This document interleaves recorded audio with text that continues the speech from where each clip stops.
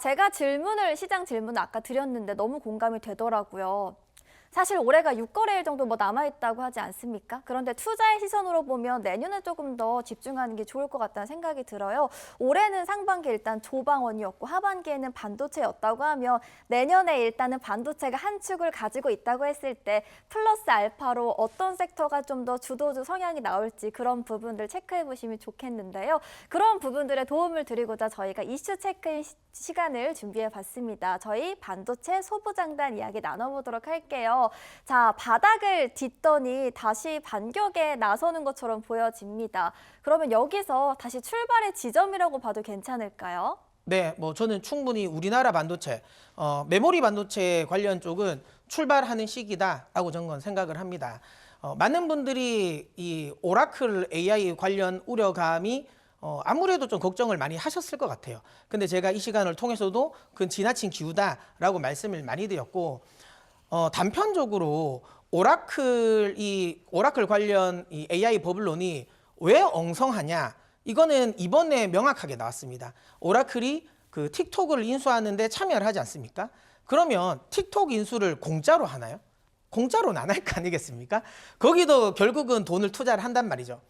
지금까지 오라클의 이 이슈는, 악재와 관련된 이슈는 그렇게 AI 관련 부분에 투자를 많이 하는데, 근데 그 투자를 하는 돈은 도대체 어디서 나오는 거야? 그리고 나서 그렇게 투자했을 때 그 돈을 회수할 수 있을 거야? 라는 우려감인 거였거든요. 그러면 똑같은, 지금 이제 흔히 말하는 이 논점으로 만약에 틱톡으로 똑같이 대입을 해본다면 틱톡 인수도 사실은 무리한 투자가 될 수 있는 부분이에요. 하지만 시장은 이 부분을 가지고 그래도 틱톡은 데이터도 많고 결국 틱톡은 현금 흐름이 나올 수 있으니까 긍정적이야 라는 쪽으로 해석을 했다라는 거죠. 이 부분이 아까도 말씀드린 것처럼 그만큼 더 오라클과 관련된 이 AI 이 버블론이 엉성하다라는 걸 말을 해주는 거죠. 즉 이연령 비연령이에요. 귀에 걸면 귀걸이, 코에 걸면 코걸이인 거고, 그렇다면 이건 실제로 정확한 방향성은 아니고 정확한 팩트에 기반된 어찌 보면 하락세는 아니라고 저는 말씀드리고 싶고, 그렇기 때문에 이럴 때일수록 더더욱 AI와 관련된 부분에 투자는 해야 된다라는 거고, 저는 올해 같은 경우는 AI 관련해 가지고 어쨌든 GPU를 중심으로 한 이 칩 메이커들이 주가를 굉장히 강하게 드라이브를 걸었다면, 저는 내년 같은 경우는 GPU뿐만 아니라 메모리 반도체 쪽의 흐름이 많이 올 것 같다라는 생각을 합니다. 근데 이런 흐름은 결국은 우리나라의 소부장에게 굉장히 긍정적인 영향을 미친다라고 말씀드리도록 하겠고요. 일단 그렇기 때문에 이 반도체의 투자 포인트는 크게 수요가 급증하는 데 따른 가격 상승, 그 다음에 AI발 장기 성장 모멘텀, 그리고 메모리 3사의 증설계획 발표인데요. 여기서 우리가 하나씩 저희가 살펴볼 부분은 이겁니다. 일단 첫 번째, 수요가 급증을 함에 따라서 메모리 가격이 상승한다. 여러분들이 뉴스를 통해서 반도체 가격이 상승한다라는 건 알고 계실 거예요. 그런데 이게 그렇게 해서 어느 정도로 상승하는 거냐라는 거는 감을 못 잡으실 수도 있습니다.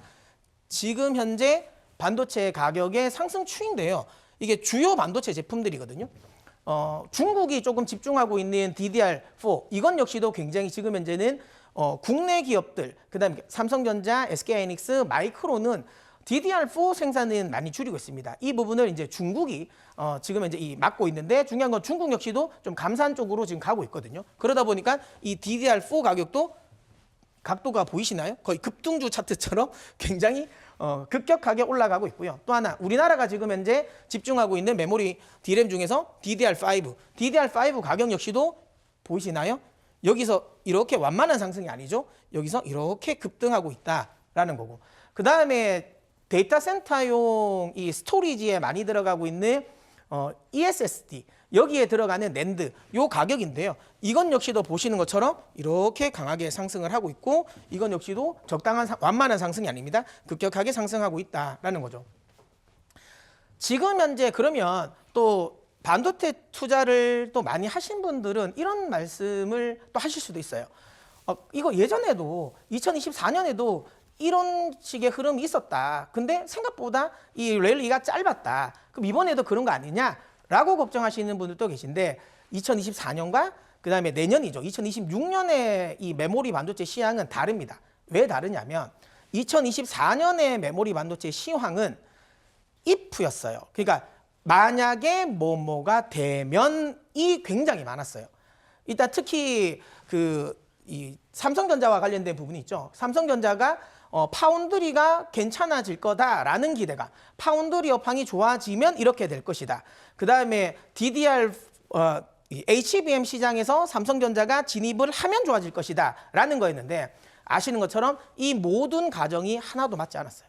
그러다 보니까 메모리 가격 상승이 그렇게 많이 오지 않았습니다. 어느 정도 오다가 꺾여버렸는데 2026년의 반도체 시황은 다르죠. 왜냐하면 일단 첫 번째, 삼성전자가 테일러 팹을 통해서 내년에는 파운드리를 양산하기 시작합니다. 그 다음에 또 하나 아시는 것처럼 HBM 시장에 삼성전자가 명확히 뛰어들었다라는 점, 이런 점들이 2024년 사이클과 지금의 사이클은 다르다라는 거고요. 요 부분뿐만 아니라 장기적으로 반도체는 결국은 수요지 않습니까? 공급도 공급이지만 수요가 늘어나야 되는데, 수요가 늘어날 때 특히 반도체 사이클에서 흔히 말하는 빅 사이클, 슈퍼 사이클을 맞이하는 시점은 흔히 말하는 반도체를 소비하는 새로운 폼팩터가 나왔을 때 장기적인 랠리가 나왔거든요. 이게 대표적으로 지금 나왔던 흐름은 이거거든요. 아시는 것처럼 PC 시대, 그 이전까지만 하더라도 컴퓨터가 나오지 않았고, 그러다 보니까 반도체에 뭐 쓸모가 별로 없었어요. 근데 PC라는 게 나오면서부터 반도체가 많이 쓰이고, 그러다 보니까 이런 식의 장기 호황이 이어졌단 말이죠. 그리고 나서는 특별하게 반도체 관련 부분이 어느 정도 이 랠리가 진행되고 나서는 한동안 또 둔화가 됐습니다. 왜? 새로운 이 기존에 있던 PC를 뭐 교체하는 수요 말고는 수요가 크게 늘진 않았거든요. 근데 이걸 또 한 번 또 점프시켰던 부분이 뭐냐면, 여러분도 아시는 스마트폰이 나오면서 여기에 또 새로운 반도체 수요 폼팩터가 생긴 거죠. 그러면서 또 장기적인 수요로 이어졌고, 그리고 나서 지금이 여러분도 아시는 것처럼 AI, 지금까지는 새로운 반도체를 소비할 만한 폼팩터가 없었는데, 이 AI라는 또 새로운 수요를 아주 많이 끌어들일 수 있는 폼팩터가 생겼다라는 거죠. 그렇게 됐을 때 지금의 수요가 단기로 끝날 가능성은 크지 않다라는 거고요. 또 하나 지금 현재의 이 흐름, 사이클이 메모리 반도체의 긍정적인 이유는 뭐냐면, 이 앞전 스마트폰 랠리 때 같은 경우는 반도체가 소형화가 됐어요. 여기 보신 것처럼 스마트폰에 이 흔히 말하는 PC에 들어가는 것보다는 더 작게 만들어야 되다 보니까 소형화가 나왔고, 그러다 보니까 생각보다 반도체의 ASP가 그렇게 높아지지 않았습니다. 그런데 최근에는 AI가 나오면서, 여러분 우리 이화영 MC도 혹시 보셨어요?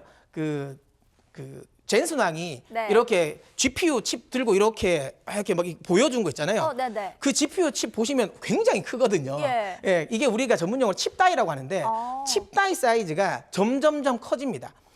물론 미세화 공정이 진행되고 있어서 원래는 소형화가 시킬 수 있는데, 그럼에도 불구하고 소형화가 안 될 정도로 굉장히 큰 용량을 차지해야 되거든요. 그러다 보니까 칩 다이 사이즈가 커지고, 이것 자체가 메모리 반도체의 ASP를, 그러니까 마진율을 높이는 요인이 되는 거예요. 그렇기 때문에 지금 현재 흐름은 수요도 굉장히 늘어날 수 있는 흐름인데, 거기에 메모리 가격 자체도 상승시킬 수 있는 요인이 함께 붙어져 있다라는 거죠. 그렇기 때문에 지금 현재 반도체 관련 쪽은 계속 관심 있게 보셔야 된다라는 말씀드리도록 하겠고요. 그 다음에 이거는 요즘에 많이 하고 있는 뭐 결국은 그래서 메모리를 누가 많이 사는 거냐, 반도체를 누가 많이 사는 거냐라고 하면 하이퍼스케일러이들, 이거는 우리가 많이 알고 있는 빅테크 기업들이고요.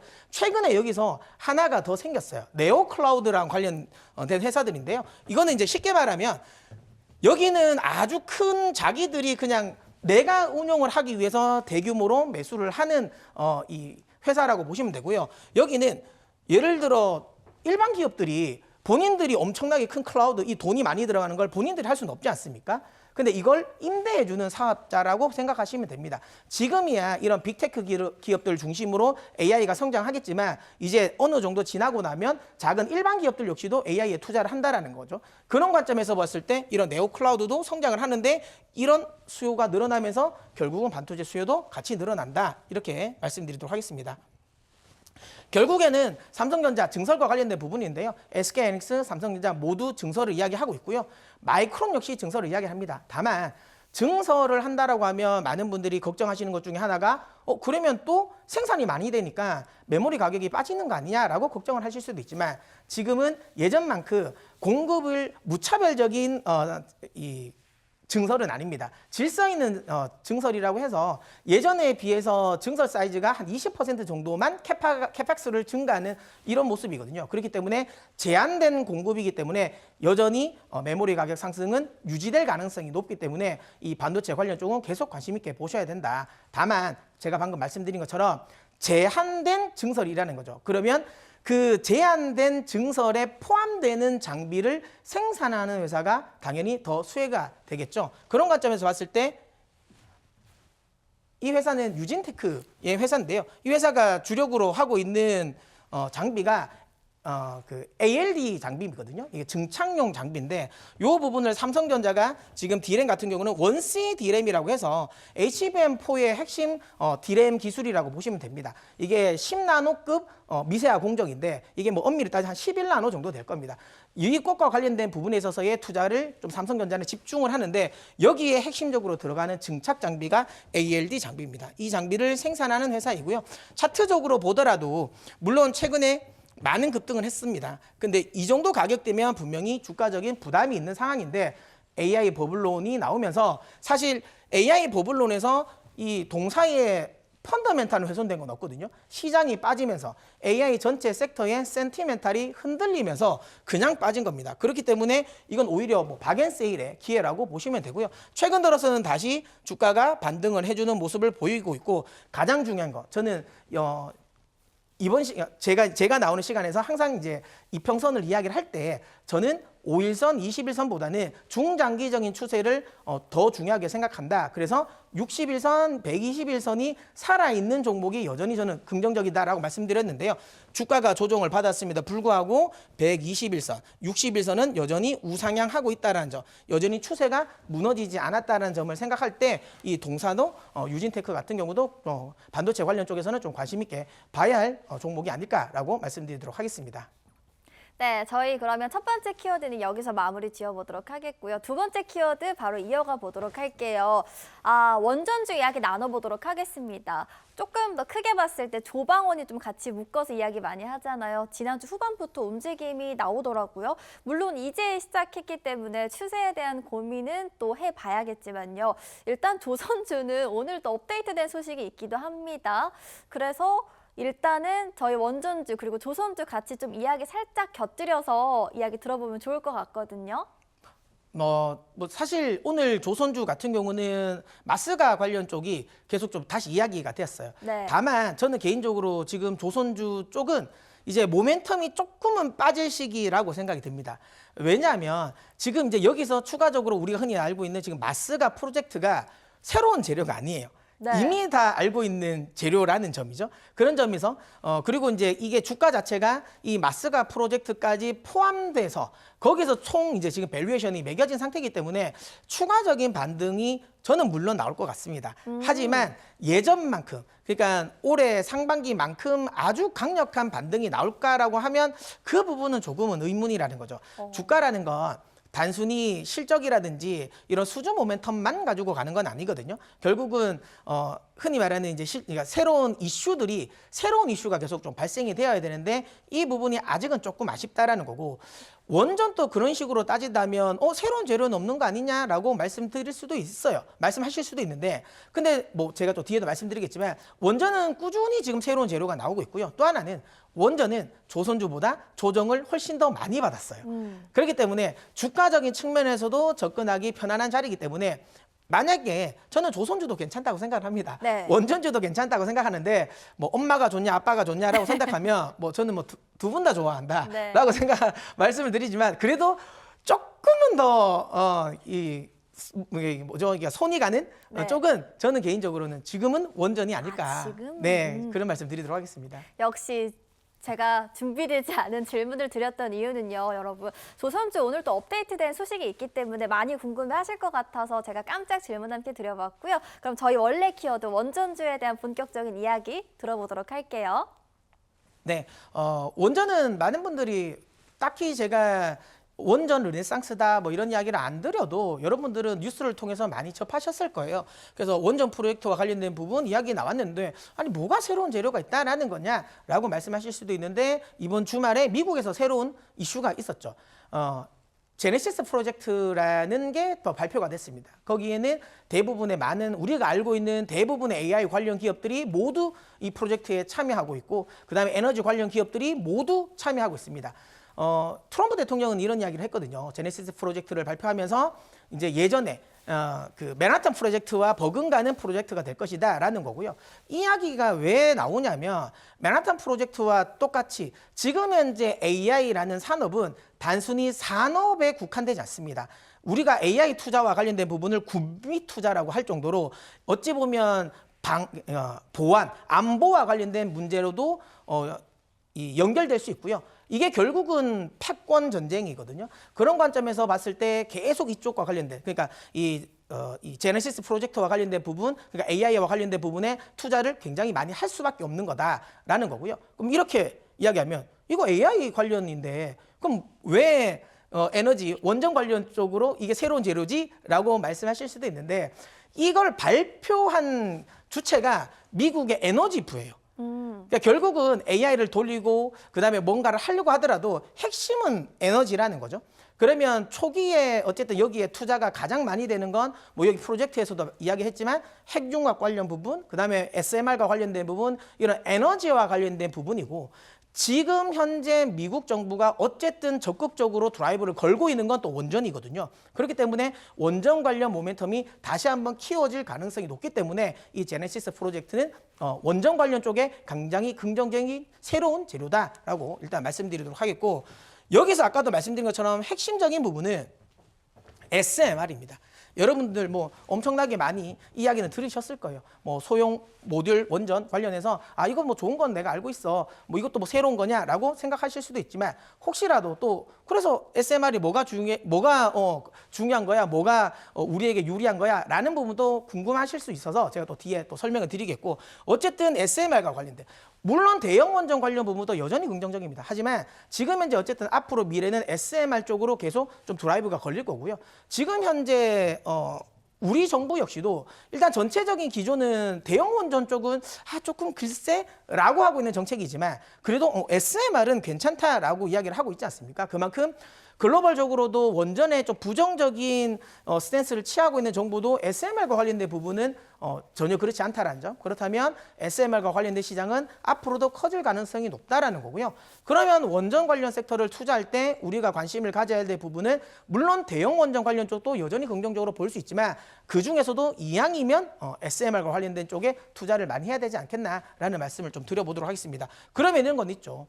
SMR과 관련된 부분에 투자를 많이 하는 건 알겠는데 그래서 우리나라가 그 관련해서 기술이 있어? 라고 또 의심하실 수도 있는 분도 계시지만 우리나라가 K원전이라면 저는 앞에 K를 다는 걸 그렇게 좋아하진 않는데 K원전은 K를 달아도 부끄럽지 않을 정도의 기술적인 우위를 가지고 있습니다. 그렇기 때문에 우리나라가 이쪽에서 굉장히 큰 혜자를 가지고 있다는 점을 생각한다면 국내 원전 관련 종목도 여전히 긍정적으로 보셔야 된다라고 말씀드리도록 하겠고요. 자, 이게 지금 북미 지역에서 원전을 얼마나 지을 거냐라는 부분인데요. 이 차트를 보시면 그냥 일반적인 시나리오, 특별하게 새로운 뭔가 이벤트가 없다 하더라도 2050년까지 엄청나게 많은 새로운 원전이 건설이 된다라는 거고요. 지금처럼 제네시스 프로젝트라는 새로운 뭔가 이런 프로젝트가 펼쳐졌을 때는 더 엄청난 지금 새로운 원전이 지어진다라는 거죠. 그렇기 때문에 원전과 관련된 이벤트는 단순 테마가 아닙니다. 실제로 계속 미국 정부가 적극적으로 좀 드라이브를 걸고 있는 정책이기 때문에 정책 섹터다라고 생각해서 조금 더 적극적으로 관심을 가지셔도 되지 않을까라고 생각이 들고요. 그래서 결국은 SMR이 뭐냐라는 건데요. 이 사진 또 투자를 많이 하신 분들은 너무 많이 보셨을 거예요. 이게 이제 대형 원전이잖아요. 이게 대형 원전의 흔히 말 주기기 안의 모습인 거고요. 요걸 이렇게 SMR로 해서 이 큰 걸 여기 하나에 담았다라는 거예요. 그러면 이런 분들이 생각하실 거예요. SMR이 안전하다고 하는데 그럼 이게 왜 안전한 거냐라고 생각하실 수도 있는데요. 우리가 지금 이 대형 원전에서 항상 문제가 됐던 거, 그러니까 미국의 쓰리마일 섬 아니면 뭐 그 체르노빌 그리고 우리 후쿠시마 여기에서 모든 문제가 된 건 어디냐면 냉각 장치 쪽이었어요. 냉각 장치가 잘 안 되거나 아니면 이 부분입니다. 이 배관 관련 쪽에서 대부분 이런 데서 문제가 생긴 것들이 아니에요. 대체적으로 다 이런 배관에서 문제가 생긴 겁니다. 근데 중요한 건 SMR을 보시면 아시겠지만 그런 배관이 없어요. 그렇기 때문에 이와 관련된 리스크가 굉장히 없다라고 보시면 되고요. 자, 요거는 많은 분이 보셨던 이런 안전성과 관련된 이 이야기인데, 건설이 또 아까 말씀드린 것처럼 요런 이제 이 안전성도 있다라는 거고, 그다음에 건설이 용이하다. 왜냐하면 이 SMR 같은 경우는 공장에서 미리 만듭니다. 미리 만들어서 가지고 와서 원하는 데서 다 설치를 할 수 있기 때문에 건설의 용이성, 그다음에 부지가 굉장히 작죠. 예, 그와 관련된 부분도 긍정적이다라는 거고, 그다음에 분산 발전이 가능하다는 건데, 이 분산 발전이 가능하다는 거에서는 좀 반발을 하시는 분이 계세요.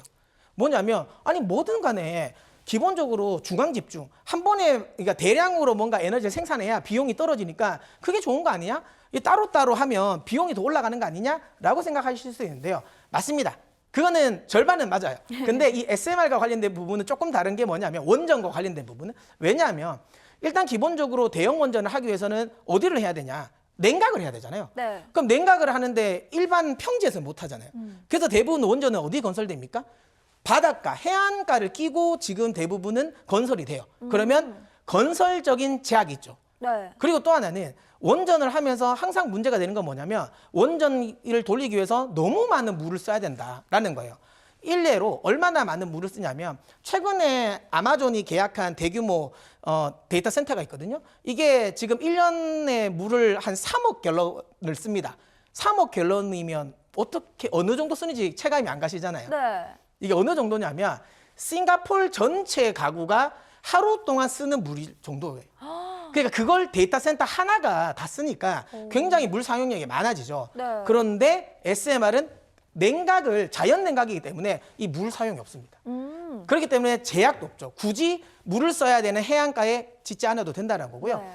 또 하나는 어쨌든 중앙이 아니기 때문에 전기를 원하는 바로 옆에 질 수 있는 거예요. 예를 들어 데이터 센터를 있으면 여기에 중앙으로 하면 선을 이렇게, 전선을 이렇게 끌어와야 되지 않습니까? 그럼 이 전선을 끌어오는 비용도 드는데, SMR 같은 경우는 여기 옆에 바로 질 수 있어요. 그러면 전선을 끌어오는 비용도 줄어들기 때문에 분산 에너지 발전원이라고 해서 가격 경쟁이 안 되는 게 아니다라는 거고요. 또 하나 장점은 기존에 있는 발전원을 활용할 수 있는 거예요. 이게 뭐냐면 대표적으로 지금 화석연료 발전은 지금은 계속 폐기하고 있지 않습니까? 네. 근데 이 화석연료 발전소를 활용할 수 있습니다. SMR로. 뭐냐면 발전원 자체만 빼고 그대로 나머지 부수 시설은 그대로 유지한 상태에서 여기 발전원만 SMR로 이렇게 설치만 하면 되거든요. 그래서 노후화된 기존의 화석연료 발전도 활용할 수 있기 때문에 SMR과 관련된 부분은 계속 긍정적으로 보셔야 된다. 그래서 이 성장성은 계속 이제 우리가 의심할 여지가 없다, 이렇게 말씀드리도록 하겠습니다. 그러면 여기서 우리가 관심을 가져야 되는 건 어떤 종목이냐라는 건데요. 이 종목은 이제 BHI라는 종목인데, BHI라고 생각하면 일반적으로 우리가 대형 원전 관련 쪽만 관심을 가지실 건데요. BHI 같은 경우는 이 SMR 관련 부품도 생산을 한다라고 보시면 되고요. 원전의 주기기 납품을 계속 하고 있고, 또 하나는 단순히 그냥 기대감만 아닙니다. 지금 수주가 너무 많이 몰렸어요. 그러니까 최소한 2027년까지는 수주를 거의 다 받았습니다. 그렇기 때문에 실적과 관련된 노이즈도 없다라는 점을 생각한다면 최근 들어서 이런 조정은 저는 매수의 기회다라고 생각이 들고요. 여기 차트적으로 보더라도 제가 항상 좋아하는 60일선과 120일선이 여전히 우상향으로 살아있다. 한번 눌렸다가 최근에 다시 이렇게 올라오고 있거든요. 이런 점을 본다면 추세가 다시 상승할 수 있는 흐름이기 때문에 이 동사도 관심을 한번 가져보셨으면 좋겠습니다. 자, 그러면 이제 오늘 준비한 기내식을 공개할 시간인데요. 제가 2주 연속 우주항공 관련 쪽을 좀 기내식을 가지고 나왔는데요. 우리가 또 비행기를 탈 때도 자꾸만 치킨만 먹으면 별로지 않습니까? 그래서 한 번은 돌아올 때는 그러면 비프도 한번 먹어볼까라고 네. 생각을 하는데, 오늘은 그런 거죠. 맨날 제가 먹던 우주항공 기내식이 아니라요. 지금은 반도체 관련 쪽에 제 기내식을 제가 오늘 가지고 나왔고요. 동사 같은 경우는 유리기판에 특화되어 있는 회사라고 말씀드릴 수 있습니다.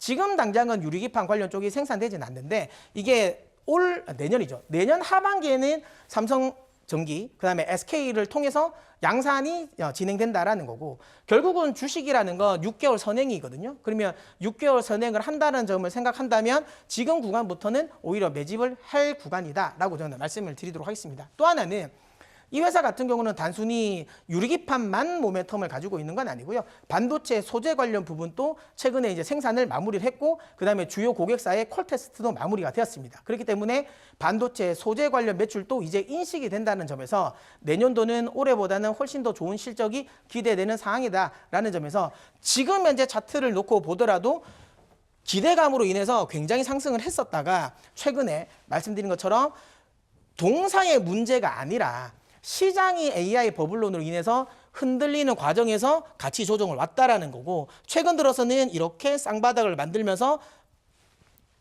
바닥 탈출을 하려고 하는 모습을 보이고 있기 때문에 지금 시점이라면 충분히 한번 기내식으로 한번 먹어봐도 되지 않을까라는 생각에서 오늘 기내식 종목으로 제가 소개해 드렸습니다. 네, 이렇게 기내식 종목에 대한 설명 들어봤는데요. 어떻게 받아갈 수 있을지는 제가 설명 도와드리도록 할게요. 자, 저희 앞서서 키워드 2가지 함께 공부해봤고요. 이렇게 산업 중심으로 해서 깊이 있게 공부를 했는데 이 흐름 속에서 중장거리 전략으로 함께 갈 수 있는 기업이 있다면 훨씬 더 든든하겠죠. 그래서 지금 시청하고 계신 여러분들께만 오늘 특별한 선물을 준비를 했는데요. 바로 문서진 기장의 종목 기내식입니다. 이 핵심 종목 기내식 얻어가실 수 있는 방법 차근차근 한번 알려드리도록 하겠습니다. 지금 화면 하단에 QR코드 여러분 보이시죠? 휴대전화 카메라를 켜주시고 화면에 QR코드에 가져다 대시면 저희 연결 링크가 하나 뜨는데요. 링크를 클릭 한 번만 하시면 오늘 언급된 핵심 산업의 주도주와 투자 전략까지 모두 한 번에 받아가실 수 있습니다. 자, 기내식은요. 문서진 기장이 직접 선별한 그 기회를 잡아볼 수 있는 비밀 공략주인데요. 대응하기 어려운 시장에서 여러분을 안전한 항로로 안내해 드립니다. 현명하게 활용해 보시는 것도 좋을 것 같네요. 자, 저는 잠시 문서진 기장의 교육 잠깐 정리하고 금방 돌아오겠습니다.